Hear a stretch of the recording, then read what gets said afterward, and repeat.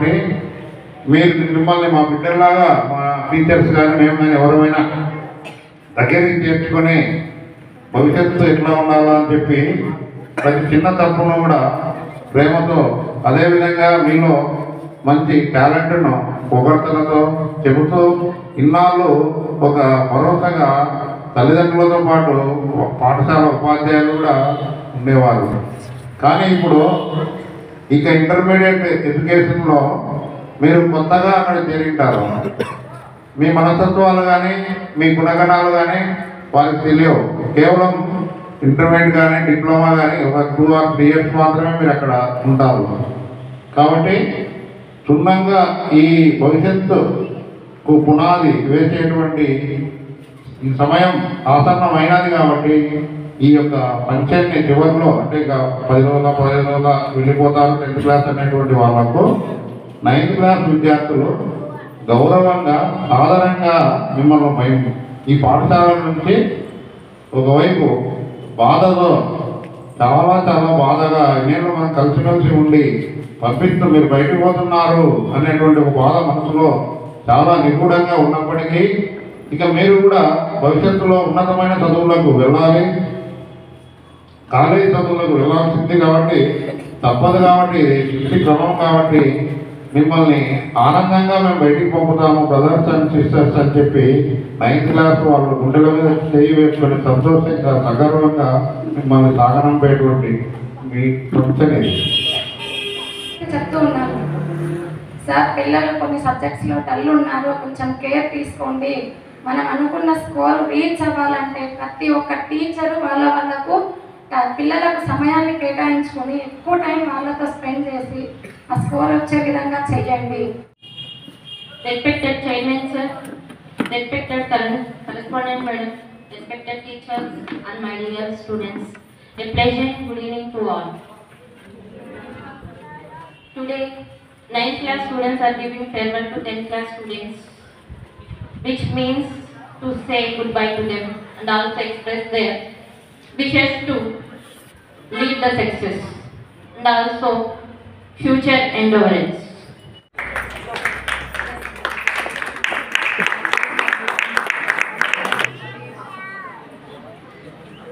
గత సంవత్సర ఫలితాలలో శృతి అనే అమ్మాయికి గణిత సబ్జెక్టు యందు 100కు 100 మార్కులు వచ్చిన సందర్భంగా మనకి బహుమతి ఇవ్వడం జరిగింది.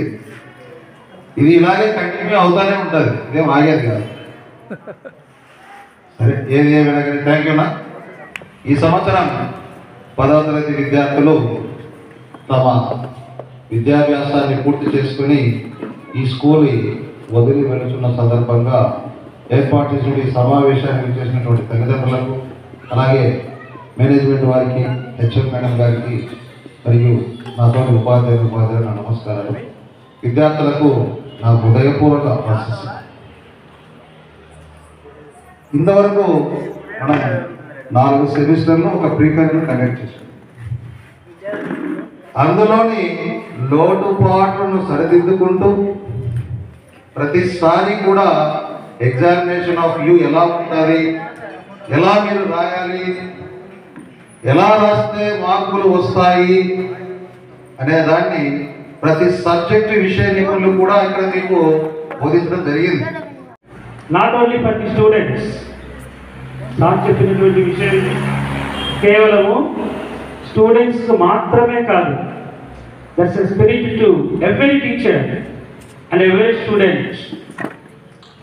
వాళ్ళు ఏం కోరుకుంటున్నారు అది మనకు కూడా కావాలి. ప్రతి స్టూడెంట్కి అది కావాలి, ప్రతి టీచర్కి అది కావాలి.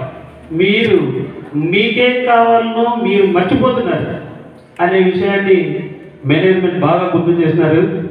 వేదికను అలంకరించినటువంటి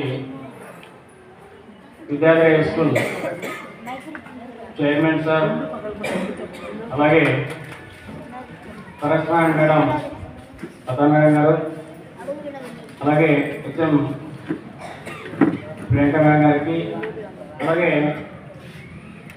తోటి ఉపాధ్యాయులకు నమస్కారాలు. విద్యార్థులకు నా శుభాశీస్సులు. సార్ ఇప్పుడు కొంత విషయం చెప్పాడు. కానీ నా సబ్జెక్ట్ విషయం వరకైతే మామూలుగా మనకు ఫిజికల్ సైన్స్లో 8 చాప్టర్లు ఉన్నాయి. ఆ 8 చాప్టర్లు కూడా 9th కు 10th కు రిలేటెడ్ అయినటువంటి చాప్టర్స్ ఉన్నాయి. ఆ రిలేటెడ్ అయినటువంటి చాప్టర్స్లో బేసిక్స్ పడాలంటే దానికి వెనుక కొద్ది దూరం పోవాలి, ముందు కొద్ది దూరం పోవాలి. వెనక ముందు చెప్పుకుంటూ ఆ సబ్జెక్ట్ను కాన్సెప్ట్ వైజ్గా ఎక్కిస్తే కానీ వాళ్ళకు ఆ మ్యాటరు అనేది తెలియదు. అందరికీ నమస్కారాలు. So there is no hands cash to tie. ప్రపంచంలో అత్యుత్తమైనటువంటి వజ్రాన్ని కానీ బంగారాన్ని కానీ ప్లాటినం విలువైనటువంటి వాటిని పట్టుకోవడానికి అవకాశం ఉంటుంది, కానీ సమయాన్ని మనం క్యాచ్ చేయడానికి అవకాశం అనేటువంటి ఉండదు. చాలామంది అంటుంటారు, శ్రమ నీ ఆయుధం అయితే విజయం నీ బానిస అవుతుంది. అదే శ్రమకు సమయం అనేటువంటిది నువ్వు సక్రమంగా వినియోగించుకుంటే అదే విజయమే నీ కాళ్ళ దగ్గరికి వస్తుంది. ఇప్పుడు అన్న బంగారు వ్యాపారం అంతా లాస్ అయిపోయింది. ఉన్నటువంటి అప్పులు ఎక్కువైపోయి అతను చనిపోవడం కూడా జరిగింది. అప్పుడు వాళ్ళ ఇంట్లో జరగడానికి కూడా చాలా కష్టంగా ఉండేది.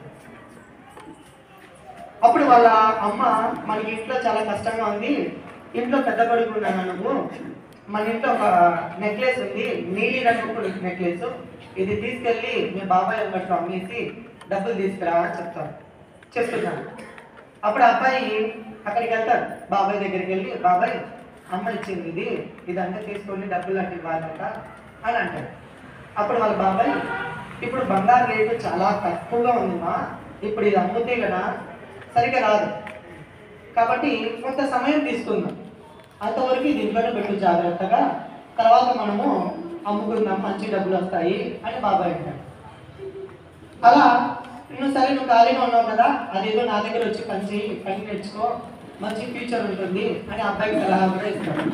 అలా ఆ అబ్బాయి వాళ్ళ బాబాయ్ దగ్గర చాలా రోజులు పనిచేస్తాడు. పని చేసిన తర్వాత అతను ఒక మంచి స్థాయికి ఎదగలుగుతాడు. పని నేర్చుకొని పూర్తిగా అసలు బంగారు ఎలా అమ్మాలి, ఏ విధంగా తయారు చేయాలి, అలా పూర్తిగా నేర్చుకుంటాడు. ఎందుకు?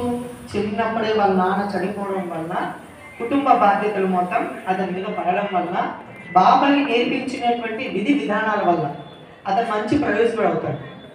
అలా కొన్ని సంవత్సరాలు దాటిన తర్వాత మళ్ళీ వాళ్ళ బాబాయ్ ఉంటాడు, నాన్న అప్పుడు నువ్వు ఒక నెక్లెస్ తీసుకొచ్చావు కదా, ఆ నెక్లెస్ తీసుకొని రానన్నా, ఇప్పుడు రేటు భారీగా ఉంది, అమ్మేద్దాము అని అంటాడు.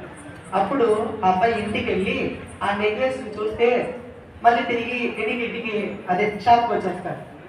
ఏనన్నా ఆ నెక్లెస్ తీసుకురాలేదంటే, ఆ నెక్లెస్ డూప్లికేట్ది బాబాయ్, ఆ నెక్లెస్ డూప్లికేట్ది, అది తెస్తే అందరు పిచ్చోళ్ళని నవ్వుతారు బాబాయ్, అందుకే అది నేను తీసుకురాలేదు అని అంటాడు.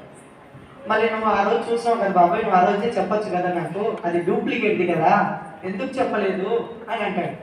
అప్పుడు వాళ్ళ బాబాయ్, ఆ రోజే నాకు తెలుసు అది డూప్లికేట్ అని, మీరున్నటువంటి సిచ్యువేషన్స్లో నేను అది డూప్లికేట్ అని చెప్తే మమ్మల్ని చూసి ఓర్వలేక నువ్వు మాకు డబ్బులు ఇవ్వాల్సి వస్తుందని ఆ నెక్లెస్ డూప్లికేట్ అంటున్నావని నా మీద మీరు నిందలు పడతాయి, అంటే అలా నిందలు పడతాయి కాబట్టి నీకు దయచేసి నేను మళ్ళీ అమ్ముకుందాము అని చెప్తాను.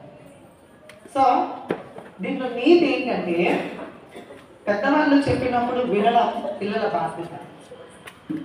Today I want to talk about something that shaping of our future being a student.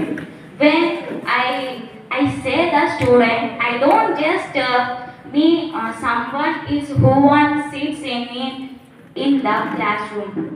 The student is anyone who willing to grow and changing yourself.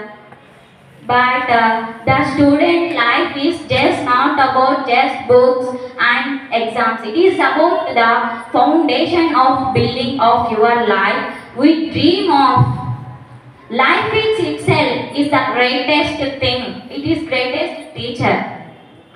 It is a tester. It is more than testers, but sometimes to push our limits.